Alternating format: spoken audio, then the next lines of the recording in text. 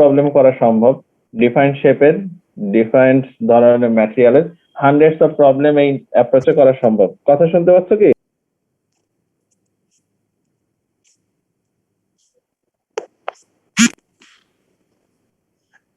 শুনতে পাচ্ছ? জি স্যার। জি স্যার। বলো তো কি বললাম? স্যার এই অ্যাপ্রোচটা অ্যাপ্লাই করে হান্ড্রেডস অফ প্রবলেম সলভ করা পসিবল, এটা বলুন কিভাবে? স্যার বিভিন্ন শেপ এন্ড সাইজ অ্যাপ্লাই করে স্যার। আর ম্যাটেরিয়াল চেঞ্জ করা যাওয়া সম্ভব, সারাউন্ডিং এর কন্ডিশন চেঞ্জ করা সম্ভব, তাই না? জি স্যার। আচ্ছা, তো এটা যেমন হিউম্যান বডির ডিফারেন্ট লেয়ার্স বা ডিফারেন্ট কম্পোজিশনের ক্ষেত্রে প্রযোজ্য, আমি যদি পোশাকের ক্ষেত্রে চিন্তা করি, একই থিওরি অ্যাপ্লাই করা যায় না? জি স্যার। যে শীতের সময় একটা কাপড় তুমি তার থিকনেস জানো, ম্যাটেরিয়াল প্রপার্টি জানো, তাহলে এই কাপড় এবং সারাউন্ডিং এর টেম্পারেচার, এরকম কন্ডিশনে তোমার স্কিনের টেম্পারেচার কত হবে এটা বের করা যাবে না? জি স্যার। আচ্ছা, ঠিক আছে। তো এরকম থার্মাল রেজিস্ট্যান্স অ্যাপ্রোচ দিয়ে আমরা মাল্টি লেয়ার প্রবলেমগুলো খুব সহজে করতে পারি। তোমরা করছো সবাই অ্যাসাইনমেন্টে, যদি নিজে করো তো খুবই ভালো, প্র্যাকটিস হয়ে গেল। কমপক্ষে এই জাতীয় কিছু problem different shape, different material দিয়ে আরো কিছু চেষ্টা করো করার। আচ্ছা, আজকে আমরা যেটা করব, এই এটাতে আমরা স্ট্যাটিক কন্ডাকশন পড়লাম। আমরা আজকে চলে যাব যে এখানে যে অ্যাপ্রোচটা দেখলাম, এই অ্যাপ্রোচেরই একটা অ্যাপ্লিকেশন ইনসুলেশনে। ইনসুলেটরের নাম শুনছো? জি স্যার। কি কাজে ব্যবহার হয়? হিট ধরে রাখার জন্য স্যার। স্যার হিট কন্ডাকশন ছাড়া মানে জিরো করা মানে কমানোর জন্য। আচ্ছা, তোমাদের একটা কোশ্চেন করি। শীতের সময় বরফ যে এলাকাগুলোতে পড়ে -50 পর্যন্ত চলে যায়, এইরকম কনসিডার করো, এরকম সিনারিও নিয়ে আসো তোমার চিন্তাতে। এইরকম সিনারিওতে মানুষ তো শরীর, হাত, পা সবকিছুই মোটা মোটা বা হাই ইনসুলেটেড কাপড় দিয়ে নিজেকে করতে পারবে, সেভ করতে পারবে। চোখের ক্ষেত্রে কি করতে হয়? গগলস পরে থাকতে হয় স্যার। হ্যাঁ, গগলস পরে থাকতে হয়। আরো বলো। দেখছো কোনোদিন যে সবাই স্কিন টাইট করে গগলস পরে আছে? স্যার চোখে তো কিছুই থাকে না। হ্যাঁ, চোখে তো কিছুই থাকে না, মানে মানে চোখের পাতাটা সবসময় নড়াচড়া করে, সেজন্য সেখানে বরফ জমতে পারে না। কি হয়? টেম্পারেচার তো -50, আর চোখে আছে পানি। স্যার পানি যদি মাইনাস টেম্পারেচারে পানি যদি ফ্লো করে, তারপরে স্যার ওটা তো বরফ জমবে না। -ডিগ্রিতে পানি ফ্লো করলে বরফ জমবে না? জমবে স্যার, কিন্তু মানে যেভাবে জমার কথা সেভাবে তো জমে না। আইসক্রিম বানানো দেখছো? জি স্যার। আইসক্রিম, আইস বার না আইসক্রিম, জি স্যার দেখছি। ওইটা ওই তোমার হাই স্পিডের রোটর ঘুরিয়েই করা হয়, তো ওখানে তো ফ্লোতেই থাকে। আর কি হইতে পারে সম্ভাব্য কারণ চোখের পানি বরফ না হওয়া? -50তেও সে বরফ হচ্ছে না। স্যার চোখে একটু লবণাক্ত পানি থাকে, ওর জন্য হয়তো বা কোন একটা ইফেক্ট পড়ে। কি হয় লবণ থাকলে পানিতে? লবণ থাকলে আমার ওই মানে টেম্পারেচারটা চেঞ্জ হয় না তো। লবণাক্ত পানির টেম্পারেচার স্যার অনেক কম, গলনাঙ্ক অনেক কমই থাকে। গলনাঙ্কে আসছো কেন?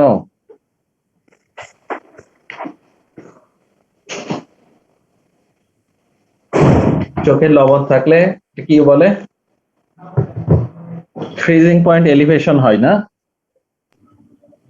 জি স্যার। কতটুকু এলিভেট হয়? 0 ডিগ্রিতে বরফ জমবে না, -5 জমবে। এইটা তোমাদের ছোট একটা অবজারভেশন থাকলো, তোমরা নেক্সট ক্লাসে আমাকে জানাবা, ঠিক আছে? বুঝতে পারছো কি? স্যার চোখের পানি Yes, sir. -50 ডিগ্রিতেও চোখের পানি কেন বরফে পরিণত হয় না? স্যার চোখের পানি স্যার শরীরের স্কিনের সংস্পর্শে তো থাকে স্যার। আর আমাদের চোখের পানিতে স্যার লবণ আছে এই জন্য স্যার এই গলনাঙ্ক মানে বরফ হওয়ার যে টেম্পারেচার সেটা আর কি অনেক নিচে চলে যায় সেই দ্রবীভূত লবণের জন্য। শুনতে পাচ্ছ? জি স্যার শুনতে পাচ্ছি। আচ্ছা, ঠিক আছে। তোমরা ক্লাসে আছো প্রায় কতজন? আমি তো ক্লাসে অনেকেই দেখছি 140-এর কাছে আছে। এই এক্সেল ফর্মটা ফিল আপ করছো মাত্র 120 জন, আরো 20-25 জন বাকি। তারপরে রোল বাদ দিলে তো আরো কম হবে। ঠিক আছে, দেখি কি অবস্থা। এই স্ক্রিন দেখতে পাচ্ছ তোমরা? জি স্যার। জি স্যার দেখতে পাচ্ছি।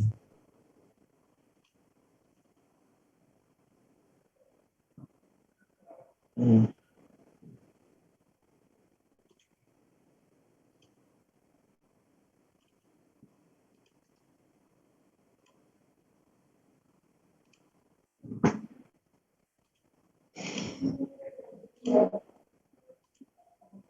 এই শুধু 11 রোলকে বসাইছো?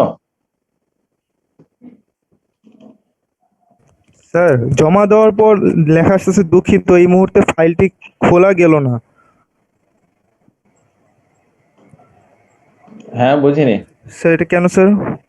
স্যার 11 রোল কি? কোনটা? স্যার জমা দেওয়ার পর লেখা আসছে যে দুঃখিত এই মুহূর্তে ফাইলটি খোলা গেল না। কোন ফাইলটা?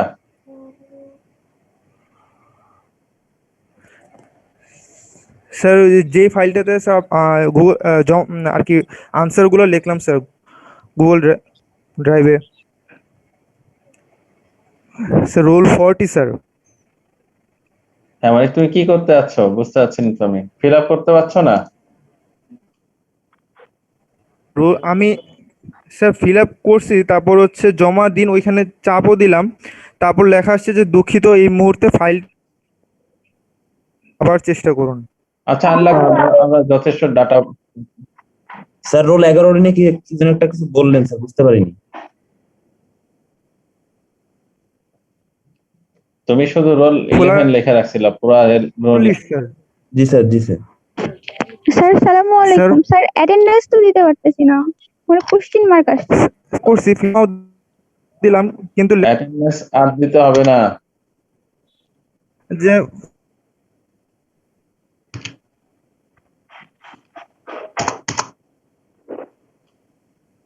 খোলা দিতেছে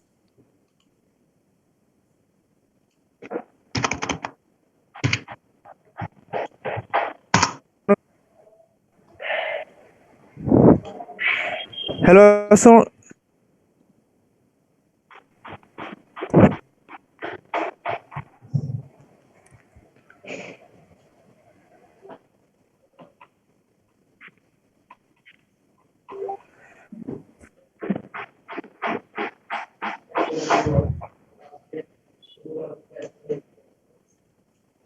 আচ্ছা, তোমরা এই যে ফর্মে সালাম ক্লাস নিচ্ছি গো।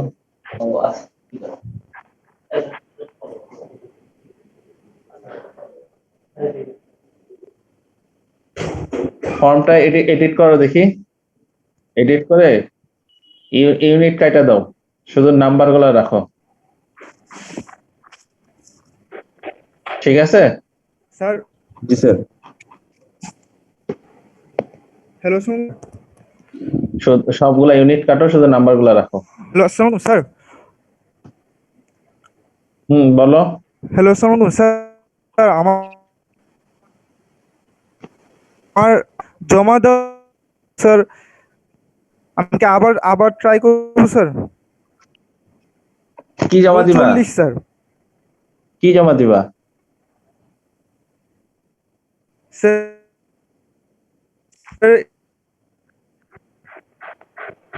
এই আনসার গুলো আবার তোমার কথা আমি এখানে শুনতে পাচ্ছি না, নেটের সমস্যা।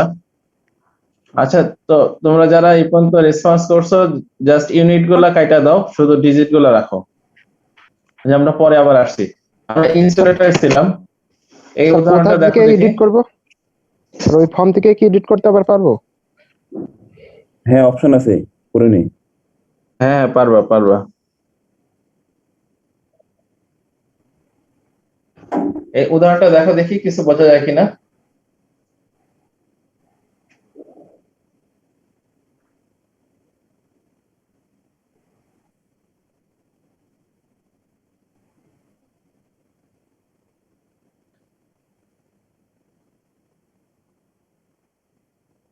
এটা তো উটের ছবি বোঝা যাচ্ছে, তাই না? জি স্যার।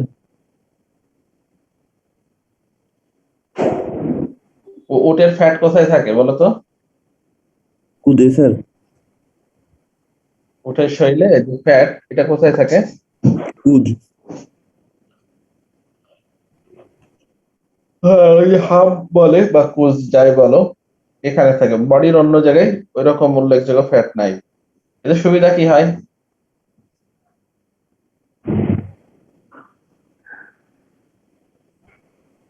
পানি জমা। আসসালামু আলাইকুম স্যার। হ্যাঁ, বলো বলো। স্যার আমার এনরোলমেন্টটা হয়নি স্যার, অনেক আগে করেছিলাম, এখনো হয়নি। হয়নি, কোনো সমস্যা আছে এই জন্য হয়নি, ঠিক করো। স্যার এখানে তাদের লেখা কোনো আছে যে সমস্যা ইউ নেই, ক্যান নট 171 এনরোল। জনের সবারটা হয়েছে, তোমারটা না।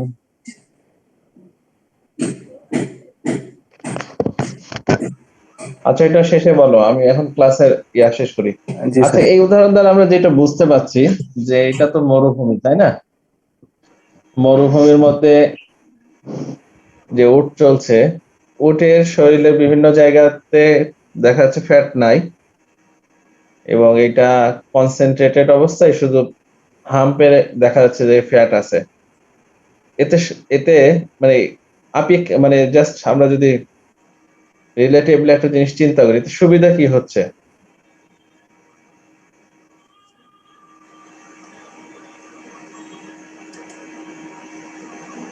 বলো দেখি।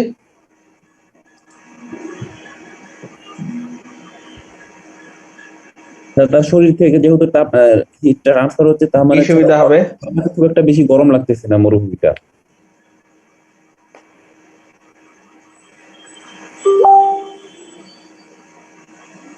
মানে স্কিন থেকে হিট ট্রান্সফার ফাস্ট হচ্ছে, তাই তো? জি স্যার, সেই জন্য স্যার তার কাছে মানে ওয়েদারটা ঠান্ডা লাগবে। তোমাদের যে প্রবলেম দেওয়া ছিল, একজন ওয়েদারটা ঠান্ডা লাগবে, মানে এখানে রেজিস্ট্যান্স কম হচ্ছে, তাই না? জি স্যার।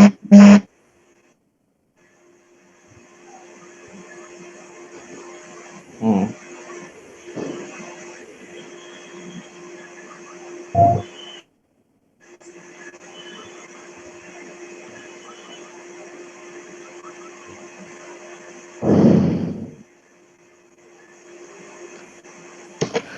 ঠিক আছে। তো এইরকম অনেক অ্যাপ্লিকেশন দেখা সম্ভব যেখানে ইনসুলেটরের সাহায্যে আমরা এই কাজগুলা করি। ইনসুলেটরের মেইন যেটা পারপাস, সেটা হলো, বলো দেখি কি মেইন পারপাস? মেইন পারপাস হলো মেইনটেইন, কি করা, একটা সার্টেন টেম্পারেচারটা মেইনটেইন করা, তাই না? এটা যদি একটা সিস্টেম হয়, এই সিস্টেমের মধ্যে একটা সার্টেন টেম্পারেচার মেইনটেইন করা হলো ইনসুলেটরের কাজ। এগুলো তো সবই ইনসুলেটর, তাই না? জি স্যার। ঠিক আছে। সেকেন্ড যেটা, যে এই টেম্পারেচার যখন এখান থেকে রিলিজ হয় না, তাহলে এনার্জি কনজার্ভ হয়। এই ফ্রিজ তো 24 আওয়ার্স চলে না, চলে? না স্যার। না স্যার। 24 ঘন্টায় কি ফ্রিজ কম্প্রেসর চালায়? 10-12 ঘন্টা চলে স্যার। কতক্ষণ চালাতে হয়? 10-12 ঘন্টাও চলে? অত চলে না। হ্যাঁ, যত খুলবো তত বেশি চলবে। সেইখানে যে থার্মোস্ট্যাট দেওয়া আছে, এখানে যতটুকু টেম্পারেচার দেওয়া আছে, এই রেঞ্জে যখন সে নামবে, নামার পরে সে অফ হয়ে যাবে। আবার যে হায়ার টেম্পারেচার রেঞ্জ দেওয়া আছে, যত ভালো ইনসুলেটর ফ্রিজের কম্প্রেসর তত কম সময় মানে চলার লাগবে। যত কম ফ্রিজ খোলা যাবে, এনার্জি কনজাম্পশন তত কম হবে, তাই না? জি স্যার। বিদেশে বিভিন্ন বাসা বাড়িতে উইন্টার প্রধান দেশগুলোতে বিশেষ করে তোমার দেখা যায় যে এরকম ইনসুলেটর আছে যেগুলা দিয়ে বাসার ডিজাইন করা হয়। গাড়ির যে হুড আছে ফ্রন্ট সাইডের, এখানে দেখবো এক ধরনের ইনসুলেটর আছে, না হলে এই ইয়াগুলা নষ্ট হয়ে যেত, কালারও থাকতো না, মেটালটা নষ্ট হয়ে যেত। এখানে দেখবে ইনসুলেটর দেওয়া থাকে ভালো। ওয়ারে এখানে ইনসুলেটর আছে, ফার্নেসে ইনসুলেটর, তো বিভিন্ন পারপাস আমরা ইনসুলেটর ব্যবহার করতে পারি। মেইন পারপাস এই দুইটা, বাকি এগুলা মোটামুটি সাব বেনিফিট হিসেবে পাবো আমরা। তোমাদের ইনসুলেটর সম্পর্কে কিছু পড়ালেখা করতে হবে। এর মধ্যে একটা হলো ক্রিটিক্যাল রেডিয়াস।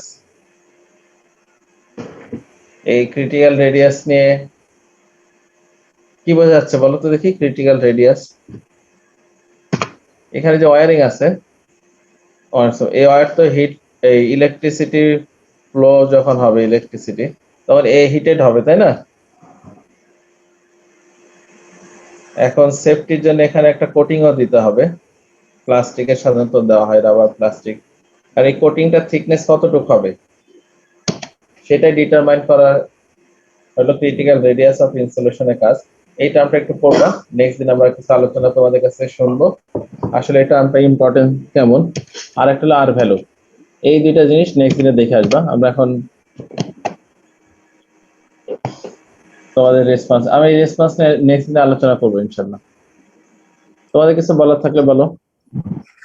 স্যার আপনার ওয়েবসাইটে স্যার আমি হচ্ছে স্যার এখনো লগ ইন করতে পারছি না, মানে স্যার আমার ইমেইল আসছে না স্যার, কি করব আমি স্যার? এই 172 জন্য হয়েছে, যাদের মানে যারা পারছে এদের সাথে এদের কাছ থেকে সাহায্য নাও একটু। আর আমি যদি ইন্ডিভিজুয়াল প্রত্যেক স্টুডেন্টকে এই ওয়েবসাইটে এনরোল করাতে সাহায্য করতে হয়, তাহলে আমার অন্য কাজ করার লাগবে না। স্যার আমার এনরোলমেন্টটা হয়নি স্যার। দেখো তুমি, হ্যাঁ কেন হয়নি, তোর বন্ধুদের কাছে সাহায্য নাও। 180 জনের মধ্যে 172 জনের হয়েছে, যাদের হয়নি তারা সংখ্যায় মানে 8-9 জন, তারা বন্ধুদের কাছে সাহায্য নাও কি করতে হবে, তোমার কোথায় ভুল হচ্ছে। ঠিক আছে, তাহলে নেক্সট দিন কি দেখবা তোমরা? ফ্রিজিং পয়েন্ট -50 ডিগ্রিতেও চোখের পানি কেন বরফ হচ্ছে না। আর 2 নম্বর দেখবা ক্রিটিক্যাল রেডিয়াস অফ ইনসুলেটর আর আর ভ্যালু। আমি নেক্সট দিনে তোমাদের কাছ থেকে কিছু শেয়ার, মানে তোমরা কিছু শেয়ার করবে, এরপরে ওইগুলো আমি বোঝাই দিব। স্যার আসসালামু আলাইকুম। হ্যাঁ, অ্যাটেন্ডেন্স দিতে পারছো সবাই? স্যার স্যার আমি স্যার 12টার আগে অ্যাটেন্ডেন্স দিছি স্যার, কোনো সমস্যা হবে? কোনো সমস্যা নাই। স্যার 9 মাস শো করতেছে ওইখানে, মানে 10 মার্চের আজকে এসে। এইটা তোমার কম্পিউটারের ডেট ডেট যেভাবে সেট করছো সেই আছে। তোমাদের সবাই কি 9 দেখাচ্ছে? না স্যার, আমার 10 স্যার, সবারই 10। না স্যার 10। হ্যাঁ হ্যাঁ হ্যাঁ হ্যাঁ, তোমাদের কারো কারো হয়তো তোমার যে সিস্টেমের ডেটের কারণে এটা কম বেশি দেখাচ্ছে, বাকি আমার এখানে 10ই দেখাচ্ছে। সমস্যা নেই। আসসালামু আলাইকুম। স্যার আমার মাঝখানে নেট চলে গেছিল স্যার। স্যার 107 পেজিং দিতে পারিনি স্যার। স্যার আমি 94 স্যার। স্যার আমার লগ ইন করা আছে ওয়েবসাইটে, কিন্তু আজকে অন্য ডিভাইস থেকে স্যার আমি লগ ইন করতে পারতেছি না, তো আমি খালি লিংক দিয়ে জুমে অ্যাটেন্ড করছি স্যার। ঠিক আছে স্যার স্যার 153 স্যার, ওইখানে স্যার ক্লাসে ঢুকছে স্যার, কিন্তু ঠিক দিলেই হবে স্যার। স্যার মাঝখানে স্যার নেট চলে গেছিল স্যার, অনেক ট্রাই করছিলাম স্যার। আচ্ছা ঠিক আছে, আজকে ক্লাস শেষ, তোমার নেক্সট ক্লাসে ঠিক মতো অ্যাটেন্ড হও। আমাদেরও স্যার 9 মার্চ দেখা স্যার 110 স্যার অ্যাটেন্ডেন্স দিতে পারেন স্যার স্যার। যদি স্যার 107 বলতেন পেজিং দিতে স্ক্রিন পারিনি শেয়ার করে দেখাতাম স্যার কিরকম দেখাচ্ছে। অ্যাটেন্ডেন্স দিতে পারি নাই। হ্যাঁ 9-10 সমস্যা নেই তো, 9 আমার এখানে ঠিক দেখাইলেই হবে। স্যার 107 আর অ্যাটেন্ডেন্স আমি জুম থেকে আবার স্যার হ্যাঁ অ্যাটেন্ডেন্স 153 স্যার। জুম থেকে দেখবো। ঠিক আছে স্যার।